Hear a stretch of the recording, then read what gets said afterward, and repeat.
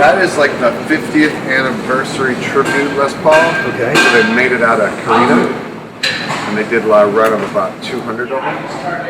And it's so ugly that I had to have it. Now, what generated the interest in the Rickenbacker? Mike Campbell.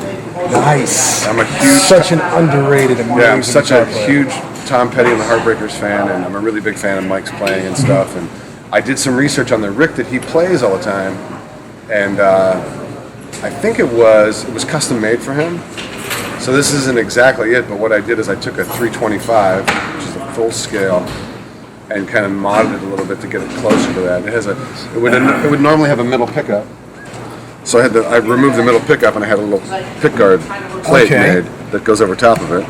And why removing the middle pickup? Just for playing purpose? I mean, in the way, I just wasn't using it, and I was hitting it, and I don't mind a 3-pickup guitar, but for some reason it just kind of seemed like, and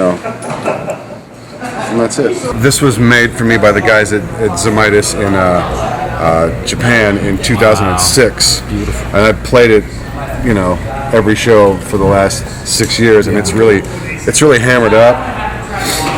But so this one's an open G tuning, but not for slide. And then I have another one that's an open G tuning for slide. I adjust the action a little bit higher, just to give a little more forgiving run on a heavy brass slide. I think completely differently. When I put an open G tuned guitar on, my brain thinks different than if I put a standard tuned guitar on. And the same thing with when I go back and forth between like a Tele. I'm not really a Strat guy. When I go back and forth between a Les Paul and a Tele, I tend to think a little bit differently, because I don't know, my brain starts to think differently. So I guess that's what I don't try to kind of do. Certain songs for me are a Les Paul song, and certain songs are a Tele song, and I would never kind of do one trade for the other. All right. It's a little bit more of a reckless kind of approach to the guitar when I'm in open G. It's a little more bashing. Do you feel it gives you a little more freedom to be a little more loose? It does. Yeah. It does. I feel like you just got to get close. You don't have to be exact. It's fun because you've got the open, your panic button is just let go, and you're still in tune, which is cool. That's a great. You may not be in the right key, but you're still in tune. And just the one finger and the different inversions that you can play around with, and I kind of have my own way of doing it. I think as far as the slide goes, I leave the low string on, and I actually use it more. Oh, you do, right? So that's tuned down to D, but it doesn't sound like a drop D tuning. It's in conjunction.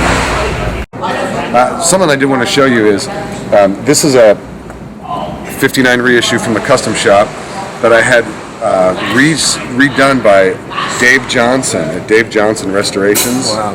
And when I got this, it was dark tobacco, and he took it and he did a number of things to it. He reshaped the top, removed all the finish, reshaped the neck, so it's really historically accurate. And I love Gibson guitars, but I just don't think, as a guy that owns a real Burst, I don't really think that what comes out of the custom shop is that accurate as far as the neck goes and the top goes. So can you elaborate on that? I just think that they get the neck wrong. And so when you're reshaping the neck, what are you reshaping? Well, what they're doing is that the shoulders on the neck, to me, when it rolls off a typical production guitar, when it rolls off, and it's like, this is a 59, it's the closest replica you can get, and I pick the guitar up, and I pick up another 50s, a real 50s guitar, it's not close. It's too big from the factory. And what Dave does is he gets it really, really close to the way it should be, because there's just extra wood on there. So he reshaped the neck, reshot the entire guitar for me, exactly the way I wanted it, and I couldn't be happier with it. Nice. And when you said he reshaped the top, a little bit more of addition there, which is more historically accurate. And then some parts are old, and some are from Area 59. Oh, no doubt. So, I mean, you put this thing on there blacklight and it looks scary good and ridiculous. Oh yeah, he replaced the inlays for like a more of a vintage style inlay. And those are Shep tone pickups in there too, which I think are the closest new pickup to a true PAF Because I think the PAF, a lot of people when they think PAF, they think of a real hot driven sound. Right. And I don't think that's Yeah, I it. don't think so either, no. It's kind of underground and lets the amp really, kind of gets out of the way of the guitar, lets you hear the wood. Check this out. Feel the neck profile on that, the way the back of the neck feels. And this right here is the collector's choice number 2, the Goldie guitar. Okay. And I know the owner of the original Goldie, and he had serial number 001, which is this one right here. And he said, "Hey, take it on the road and play it." So he loaned it to me. This is on permanent loan, and he's not getting it back, by the way. And he loaned it to me. And this guitar is supposed to be, Gibson touted this as the most historically accurate guitar they've ever made. Feel the difference in that neck, and feel the difference in that neck, and see how much fatter and more baseball bat he is. Right. But you're never going to find an old burst with a neck like that. It's just too big. Just a little bit big. But this is the Goldie number 1. Very beautiful. I mean, on the gear side, we can go through the amps real quick. These 2 amps right here are made by Greg Germino in North Carolina. He does what I feel is the most historically accurate Marshall reproductions. A lot of guys will make amps and then they'll try to perfect them or make them better. And I don't think that's Greg's vibe. Greg's thing is, really giving you a handmade, historically accurate head. So that's a 50-watt head, and this is a 100-watt head, which would be more like the earliest 100-watt head, which is like a bass circuit. So, Paul Kossoff, Jimi Hendrix, and that's his Monterey head. It's a Germino Monterey. That's a 55, and this is his Dr. Z Z-Rec, which is an amp that Dr. Z and Ken Fisher from Trainwreck designed together before Ken Fisher passed away.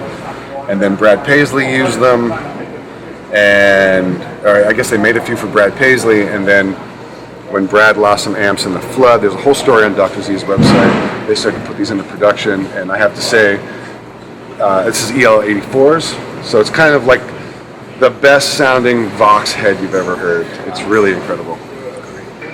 How do you keep your interest night after night? Are there things you do, you personally, on a regular basis that keeps you interested in wanting to get up there and give it your all? Well, it sounds pretty cheesy, but starting out with great gear and going on stage every night with kind of the best gear you can get your hands on is totally inspiring to me. If I left my good shit at home and just took out my stuff that I could take on the road, I wouldn't be inspired. So that's why I've got guitars out and people are like, "Why are you taking that on the road?" I'm like, "Because I play guitar for a living." So that is really inspiring. Really digging the guys in your band is pretty awesome too, because I look around the stage and we're like a gang for better or worse. So that's cool. And coming up in a very rural part of the United States and being a fan of music and buying my ticket 2 months before the show and then waiting out overnight for tickets and then looking forward to the show and getting there and seeing the band and knowing like all the build up and what that meant to me, I don't think I ever lost the perspective of being a fan of the music. So I know that there are people that have been to 30 shows, and I also know that people that have been here are seeing us for the first time. And our job is to really kick their ass and to give them a good show. So it always goes back to being a fan of music and remembering what that was like to wait for that show and anticipate it and be so fucking stoked to hear that song. Great attitude. Who are your guys that got you turned on to slide and their techniques and why? Well, the first guy I ever saw play slide guitar was John Hammond Jr. And I was in college a long time ago, and I saw him on Austin City Limits, and that kind of opened the door to slide guitar playing for me. I was like, what the fuck is that? Right. That's crazy. And then from there, I fell in love with Muddy Waters and Elmore James, and then I kind of understood from that where Dwayne Allman, I thought I understood. That was my introduction to Dwayne Allman and Rick Richards from the Georgia Satellites. Those guys were really pivotal. Like, Rick is one of my all-time favorite guitar players. He's so unsung and unknown outside of guitar playing circles. So those guys are really my, guys that I look to. Billy Gibbons, Johnny Winter. So the technique kind of developed out of early on in the early days of the band. I was the only guitar player, so I couldn't just hang out and play slide. I had to be able to go back and forth, and so I kind of developed a way for myself that's probably not right in any textbook, and no guitar teacher's gonna. But I have a way that worked for me, and it's playing rhythm on the guitar, being able to play slide, put the pick away and play with my fingers, pull the pick back out, play regular guitar. Great technique. Like the Eagles or Thin Lizzy, you often engage in some extremely tasty twin guitar interaction. What's your approach to working these things out? Well, I'm really lucky to be playing in a band with Stevie because the partnership works so flawlessly, and it's never this like ego dick flexing situation where we have to vie for whatever. We'll both look at each other and go, "You take it." "No, you take it." You know, so it's really the perfect situation for two guitar players. And I just think that we both want the same thing, and we both respect each other, and we both will don't mind playing rhythm guitar while the other one gets the spotlight and plays guitar solos. So that, I think, just being in the same headspace really makes everything else work. And some stuff is more Stevie's thing, and some stuff is more my thing. So the songs and the parts kind of dictate who does it. And at the end of the day, we look at a record, and we want to have a balance of the two of us doing our thing on it. I was watching some video earlier today of you two guys doing a twin guitar thing, and it was flawless. It was beautiful. Oh, it's fun. Yeah, it's fun. It's really like nice. It's like when you get anything else, when you get it right and it's working, it's really awesome. Thanks, man. You got it.